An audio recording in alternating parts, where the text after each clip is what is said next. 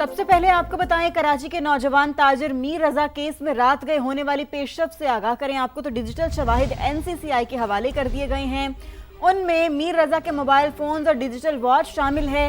دونوں کا فورنزک بھی NCCI کرے گا. تفتیشی ذرائع نے موبائل اور واچ سے ملنے والا ڈیٹا تفتیش میں انتہائی اہم قرار دے دیا. والدین کی موجودگی میں موبائل فونز اور ڈیجیٹل واچ تحقیقاتی حکام کے حوالے کیا گیا. میر رضا کا پہلا پوسٹ مارٹم کرنے والے جناح اسپتال کے میڈیکو لیگل افسر ڈاکٹر اسامہ کو بھی عہدے سے ہٹا دیا گیا ہے. رپورٹ میں غلطی ہوئی یا سنگین غفلت؟ ڈاکٹر اسامہ کو انکوائری کمیٹی کے سامنے کئی سوالوں کے جوابات دینا ہوں گے. تیزاب کی بوتلوں کا بھی کیمیکل معائنہ کرایا جائے گا. ڈیجیٹل کرنسی کی کہاں اور کس کس کو ٹرانزیکشن ہوئی ہے اس کی ٹریل بھی حاصل کی جائے گی. تحقیقاتی کمیٹی کا ایک اور اجلاس آج ہوگا جس میں اب تک ہونے والی پیش رفت اور شواہد کا جائزہ لیا جائے گا.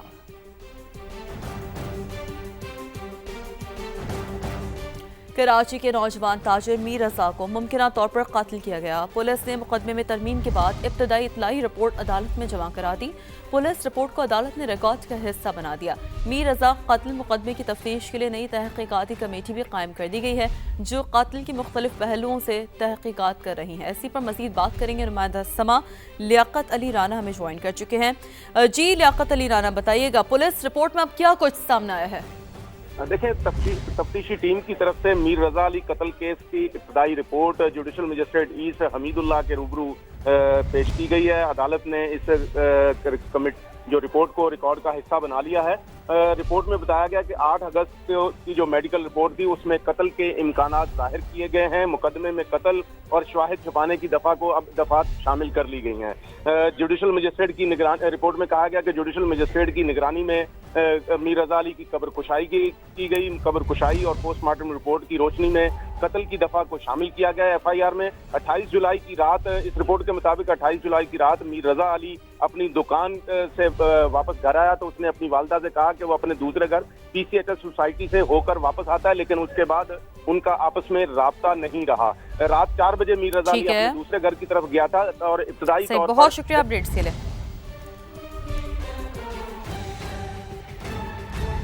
آگے پڑھیں آپ کو بتائیں پاکستان نے سعودی عرب اور ترکی کے ساتھ دفاعی معاہدے میں توسیع کا اشارہ دے دیا. ترجمان دفتر خارجہ کی ہفتہ وار بریفنگ کہا مکہ معاہدہ امن و سلامتی کے حوالے سے صرف 3 ممالک تک محدود نہیں, خطے اور اس سے باہر اجتماعی سلامتی کو یقینی بنانے کے لیے کوششیں جاری رکھی جائیں گی. ترجمان دفتر خارجہ کی بحیرہ احمر میں تجارتی جہاز پر حوثیوں کے حملے کی بھی مذمت. کہا پاکستان بحری آمدرفت کا تحفظ یقینی بنانے کے لیے مدد کرنے کو تیار. تمام تر چیلنجز کے باوجود امن کے لیے کوششیں جاری رکھے ہوئے ہیں. The agreement is geared towards peace and security of not just the 3 countries but the region and beyond. And it is in this spirit that the possibility of further countries joining remains open. This is of course a matter of diplomatic exchange. I'm not privy to any particular exchange on this matter. But our dialogue and channels of communication with China and United States are open. امریکی جریدے national interest نے پاکستان کی عسکری مہارت, سعودی مالی وسائل اور ترک دفاعی صنعت کے امتزاج کو ایک مضبوط نئے دفاعی صنعتی مرکز کی بنیاد قرار دے دیا. امریکی جریدے نیشنل انٹرسٹ کے مطابق مکہ معاہدہ گہرے صفاتی اور عسکری اثرات کے ساتھ ساتھ ایک مربوط دفاعی صنعتی نظام کی شکل اختیار کر سکتا ہے. پاکستان عالمی دفاعی منڈی میں ایک ابھرتی ہوئی طاقت ہے. زمینی, بحری اور فضائی دفاعی نظام کی مکمل رینج برآمد کرنے کی صلاحیت بھی رکھتا ہے. پاکستان کی بختربند گاڑیوں, ہتھیاروں, گولہ بارود کی بڑے پیمانے پر پیداوار کی صلاحیت کو سعودی مالی وسائل اور ترک جدید ٹیکنالوجی کے ساتھ اہم قرار دیا جا رہا ہے. پاکستان کی سب سے اہم صلاحیتوں میں مینٹیننس اور لاجسٹک سپورٹ شامل ہے جو دفاعی نظام کو طویل عرصے تک فعال رکھنے میں اہم کردار ادا کرتے ہیں.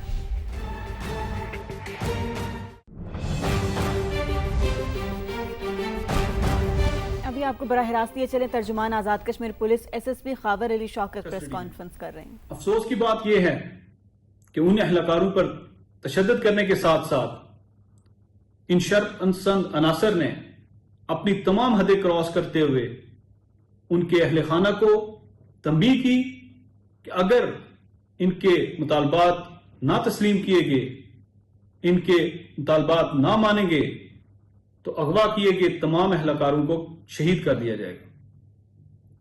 یہ روش کالعدم عوامی ایکشن کمیٹی کی آج سے نہیں ہے،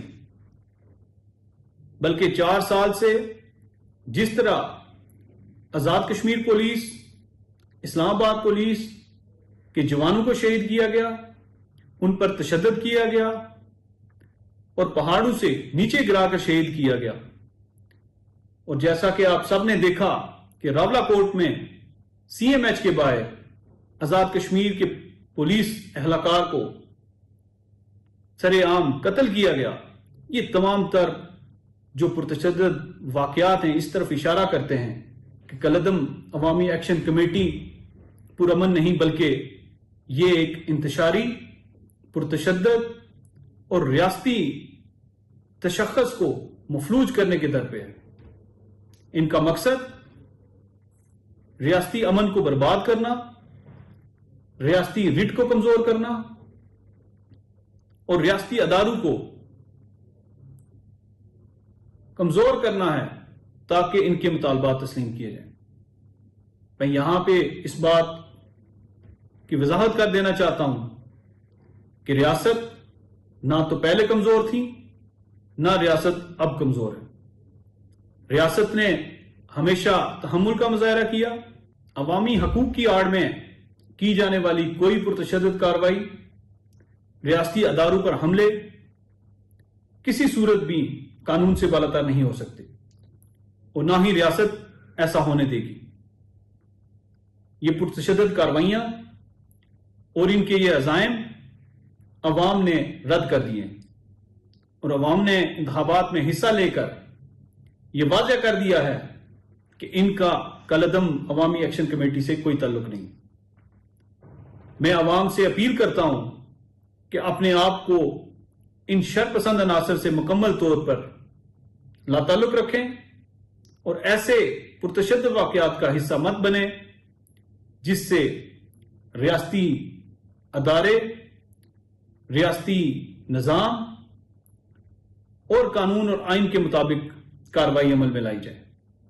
میں ایک مرتبہ پھر آپ سب سے، بالخصوص والدین سے اپیل کرتا ہوں کہ اپنے بچوں پر نظر رکھیں، اپنے بچوں کو ان ناپاک عزائم سے دور رکھیں، کیونکہ یہ لوگ گمراہ کن پروپیگنڈے کے ذریعے، اشتعال انگیز بیانیے کے ذریعے نہ صرف ریاستی نوجوانوں کو ریاست کے خلاف اکسا رہے ہیں، بلکہ ان کے مستقبل کے ساتھ کھیل رہے ہیں، جو نہ صرف نوجوانوں کے مفاد میں ہے، بلکہ یہ جو اقدامات ہیں اور جس طرح سے یہ پرتشدد کارروائیاں کی جا رہی ہیں، اس سے ریاستی تشخص، ریاستی امن جو ہے وہ متاثر ہوگا۔ آخر میں کالعدم عوامی ایکشن کمیٹی کے سربراہوں کو یہ تنبیہ کرتا ہوں کہ وہ تمام مغوی ہائی وے پولیس کے اہلکاروں کو فوری بحفاظت رہا کریں۔ ریاست ان اہلکاروں کی جان و سلامتی کے معاملے میں کسی قسم کا دباؤ تسلیم نہیں کرے گی۔ اگر ان مغوی اہلکاروں کو کسی بھی قسم کا نقصان پہنچا تو ان کی رہائی میں مزید رکاوٹ ڈالی گئی یا ان کے اہلکاروں کو دمکانے کا سلسلہ جاری رہا تو اس کے بعد ریاست کسی قسم کا آپ کے ساتھ رعایت نہیں برتے گی۔ ترجمان Azad Kashmir police S S P Khawar Ali Shaukat کی جانب سے پریس کانفرنس کی جا رہی ہے۔ انہوں نے کہا کہ راولہ کوٹ میں عوام کی جان اور مال کو خطرے میں ڈالا گیا، کالعدم جوائنٹ ایکشن کمیٹی کی شرنگیزی سب کے سامنے ہے۔ نظام کو مفلوج کرنے کی کوشش کی گئی تو ریاست بھرپور طریقے سے اپنے قانونی اور آئینی طریقے سے اپنی ذمہ داری پوری کرے گی، اور ان عناصر کے خلاف فیصلہ کن اور سخت ترین کارروائی عمل میں لائی جائے گی۔ ریاستی رٹ، عوام کی جان و مال کا تحفظ اور قانون کی بالادستی ہر صورت برقرار رکھی جائے گی، اور جو بھی شخص یا گروہ ریاستی رٹ کو چیلنج کرے گا یا قانون اپنے ہاتھ میں لے گا تو قانون کے مطابق اسے منطقی انجام تک پہنچایا جائے گا۔ ترجمان Azad Kashmir police S S P Khawar Ali کی جانب سے پریس کانفرنس کی جا رہی ہے۔ انہوں نے کہا کہ کالعدم کمیٹی پر پرتشدد کارروائیوں میں ملوث ہے۔ کالعدم کمیٹی ریاستی نظام کو سنگین نقصان پہنچانے کے در پہ ہے۔ कालादम एक्शन कमेटी ने अवाम की जिंदगियों को अजीनन बना दिया। कालादम कमेटी का मकसद रियासती अमन को बर्बाद और इदारों को कमज़ोर करना है। मजीद कहा कि रियासत ना पहले कमज़ोर थी ना ही अब कमज़ोर है। आज़ाद कश्मीर के शहरी कालादम इंतशारी टोले का हिस्सा ना बने। ईरान के खिलाफ तवील होती जंग से अमरीकी फौजी परेशान। तैयारा बरदार बहरी जहाज USS अब्राहम लिंकन पर तैनात मुतादिद अमरीकी फौजियों के जहाज से कूद कर खुदकुशी की कोशिश। नेवी टाइम्स की रिपोर्ट ने तहलका मचा दिया। रिपोर्ट के मुताबिक USS अब्राहम लिंकन पर 5000 के करीब एहलकार 8 माह से तैनात हैं, जिन्हें छुट्टी का मौका नहीं मिला। फौजी के खानदान वालों का कहना है कि उनके प्यारे जहनी बीमारियों का शिकार हो रहे हैं। USS अब्राहम लिंकन खुराक की किल्लत और सफाई की खराब सहूलियात के हवाले से भी खबरों में रहा है। अमरीकी सेनेटर्स ने इन वाक़यात की तहकीकात करने और सेनेट के वफ़द को तैयारा बरदार बहरी जहाज का दौरा कराने का मुतालबा कर दिया।